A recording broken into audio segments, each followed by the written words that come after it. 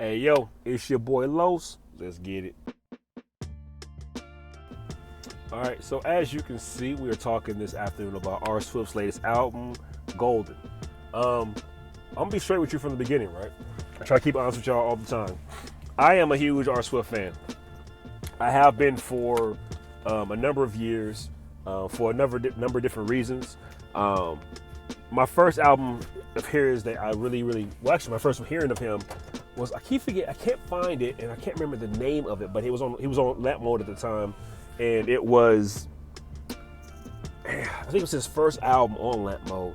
But I heard that album heading up to North Carolina one time and just fell in love with his style. Right after that, he dropped Revolutionary Theme Music, which is in my top 10 of albums of all time, and that's Christian and secular. I mean, it was just a dope album. Pretty much start to stop, just a phenomenal album. Undisputed, probably my favorite song on that album. Smile was pretty dope as well. You got Dear Hip Hop, Holy Hip Hop, Dear Holy Hip Hop. Him, Stephen Levi, Shaolin, just dope song, man. And the intro and the outro, phenomenal. My man is a beast, man. And so he's dropped albums since then. He's left Cross Movement, left Lamp Mode, and kind of been on his own for a while. But I am just a fan. R. Swift is phenomenal dude. Because that's one reason why I like him. I just always enjoy Soapbox was bonkers of an album. Just loved it. So lyrically, I'm a fan of his. I think that the way he puts words together, bonkers. Dude is phenomenal. The Lord's gifted him. He's a blessing. I love how he always honored the Lord lyrically. Never shortchanged us. Never just gives us, just stuff for the sake of giving stuff. Nah, it's always on point. Just a lyrical dude. I love. I'm a fan. I'm a huge fan. But the main reason, outside of that, don't get me wrong, that's important. The main reason why I am such an R. Swift fan is because he did a favor for my brother Tristan. So Tristan Kennedy passed away about going on 5 years now from sickle cell. But before he passed away, he hit up R. Swift and asked R. Swift to jump on his album Back to the Basics. And he did one song, just 100 Bricks. They did a remix too with old boy from HGA, and Result was in it. Shout out to Result. And somebody, who else? I think that was it. Maybe one more person. But R. Swift was actually on the original version, and he killed it, man. Just destroyed it. But it blessed my heart that R. Swift would, so a well-known cat like R. Swift would hop on an unknown dude like my brother Tristan and give him just the bars he would give Ambassador. You know what I'm saying? Same bars he would give anybody. You know what I'm saying? He gave my brother. And I always appreciated that. It meant a lot to me to hear my brother's voice as he told me, yo, R. Swift's gonna get on the album. I was like, stop lying. He said, I promise you. And he let me hear the song, and I just, man, we both just kind of just smiled, and a little teardrop, man. It was a special moment, man. And so shout out to R. Swift for doing that. Shout out to my homegirl Leanne. Leanne was dating my brother at the time, and her and R. Swift was cool, and so I think she helped with that connection. And so shout out to R. Swift for that. He would never know how important that was to me. All right. So with that being said, right, it's an honor for me to review this album. Now, I hit him up. I want to try to get the album early, tried to buy it earlier. We got crosses on that, so we didn't get a chance to, I didn't get a chance to get it early. That's why this review's coming so late. But I got to admit, this is a good album. Good album. Not great. Not his best. Revolutionary Theme Music will always be, the top album that R. Swift has dropped, because I just felt like he put so much of himself and his honor and loving the Lord on that album. It's almost untouchable. But this album was really good, though. It was good because it was honest. Now, I'm gonna be straight with you. There's two songs. There's Spring Cleaning and Fly High, I believe it is. If you look at the album, you see it says explicit language. There is cursing on this album. The N word has been dropped. The B word is dropped on Fly High when he's speaking about women. But in context, it makes sense. The way I just say doesn't make sense, but in context, it makes sense. And then clean out the closet or spring cleaning. He's basically talking to a therapist in a sense, and he's just being honest. And he just, and in that, the F word is dropped, the S word is dropped, and I'm not gonna lie, on that song there, he's kind of casually just cursing, man. He's just, he's just to be straight with you, he's just cursing. And I'm not gonna lie, I was taken back by that, just to keep it all straight with you. Especially when I looked at the album initially. I looked at the cover, and the explicit is kind of blends in with the background of the on the album cover, and so I didn't catch that at first. And I said, "Wait, did he curse?" And then I don't know why I grabbed my phone and looked at the album cover. I was like, "Whoa, there's explicit language in this." And I thought initially it was going to just be the N word, you know what I'm saying? Because Hog Mob does that, you know what I'm saying? They'll put, instead of Bizzle, they'll put explicit language or the E if you do it on iTunes. And it's usually because of the N word. I just thought it was going to be just that, but no, there's some curse words in there. So I was kind of thrown back by that. But as I heard the album, I heard it in its context, I kind of like, okay. Now, granted, not gonna front, I skipped those songs because I'm not a fan of hearing cursing in my music, but I'm not necessarily opposed to why he did it. And here's why I say he was honest on this album, and I just think he was really real, because I personally don't feel that if you curse, I don't curse, like that, but I don't feel that if you curse, that automatically, as a Christian, that automatically voids your salvation. You know what I'm saying? Like, I got dudes that I rock hard with, family to the fifth power, and they curse. You know what I'm saying? Now, mind you, this is where my issue comes with R. Swift's album. They curse, and we talk how we talk when it's just us. You know what I mean? Mainly for the weaker brother. We don't want to be a hindrance. We don't want cats who are new to the faith to hear some things we talk about, and by them hearing it, it could, detour them, or it could, just mess with their minds and have them viewing God and Christianity in the wrong light. And so we're mindful of how we speak around those who are new to the faith. But when it's just us, though, we talk, we real, we keep it a buck. And so we talk about marriage and, kids and blah, blah, blah. And in that, words do kind of fly out. And so that's what I'm saying. So I say all that to say, I'm not going to write him off. And I hope y'all don't either. I'm not going to write him off as a believer because he cussed on this album. Because like I said, I know solid cats who curse. You know what I'm saying? I know solid cats who I'm in text chats with and messenger chats with. And we post things that, if the average cat saw them, have some words or be curious about or be questioning some things. But I respect his honesty. I respect the fact that he felt comfortable enough to say, this is where I'm at right now. I'm just feeling boom, right? And he hit that out there. And especially Spring Cleaning, it's a vent song. He's venting how he feels about life and the things he's had to go through and the struggle he's at. And in that, he just cursed, you know what I'm saying? Once again, not my cup of tea, not things that I do, but I understand where he's at. Yeah, I understand. My man Sho Baraka's on the album. I think they did a good job. That was a quick song. And I didn't mean this no disrespect, but I felt like they didn't put much effort into making that joint. I honestly feel like if I could be a fly on the wall, Sho wrote his verse on the way to the studio, and Swift probably woke up 2 o'clock in the morning, wrote his, and probably finished it off whatever when he woke back up at like 6, 7 in the morning, and then went to the booth, knocked it out the park. It wasn't a terrible song, not by no stretch of the imagination, but it definitely didn't hit like how I know Sho and Swift can hit. You know what I mean? Shout out to homegirl AI. She's on this album. Her and if you followed me for a while, I wasn't a huge fan of Seal Out the Corner. As of late, I am growing to like him, but I really liked him on this album here. I think he did a great job on that song. Him and AI killed it. And it's funny, right? So AI, she's a beast, right? And she murked it. And it's funny because she's the kind of person that if I was a rapper, I wouldn't want to come behind. But she starts off, and how she comes on the beat was bonkers. How she came in and then C-Lock came right after that, and then Swift came. And when Swift came, he came with it as well. He didn't shrink back.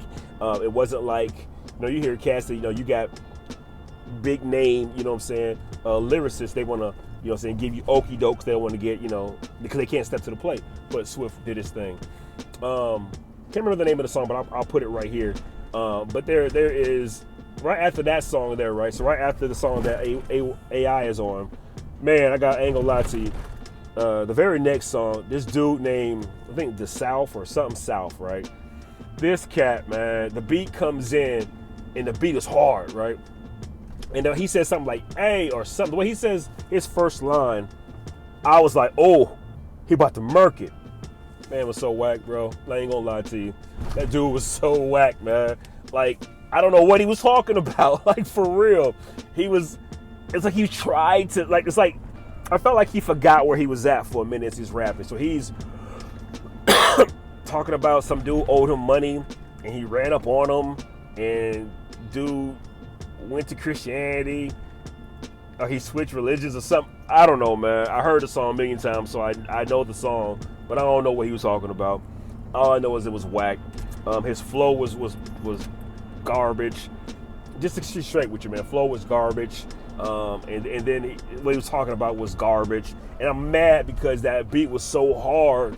That beat just hit and it came in so beautifully. It's like he just wasted a beautiful beat, man. I feel like a beautiful beat was just thrown down the trash, man. So mad. So mad, yo. What else? Intro. One thing about Swift, man, I'm telling you right now. Excuse me. Swift is Swift and my man Swin probably are the best cast to do intros, man. Intros and outros. Swift's intro on this album here was just, he's like, no hook, and he just murked it. Did a song here called Shayla to his daughter. Beautiful song about it, to his daughter. I love how he painted the picture of her being born to her now being 16. I love that song. And he said a line about, and I'm gonna mess it up, but I'm gonna paraphrase. He said a line was basically, it hurt me to hear you say you're not comfortable in your own skin, but I can imagine it hurt you worse to say that.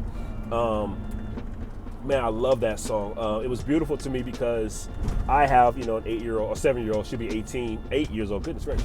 She'll be 8. No, by all means, lady, walk right in the middle of the road. No, it's cool. No, I'm just driving. But now she'll be 8 in a couple months, and we've had conversations already about her trying to find herself and be comfortable in being a woman of color. And she's never, by God's grace, she's never been, harassed. She's never been had to defend her blackness, nothing like that.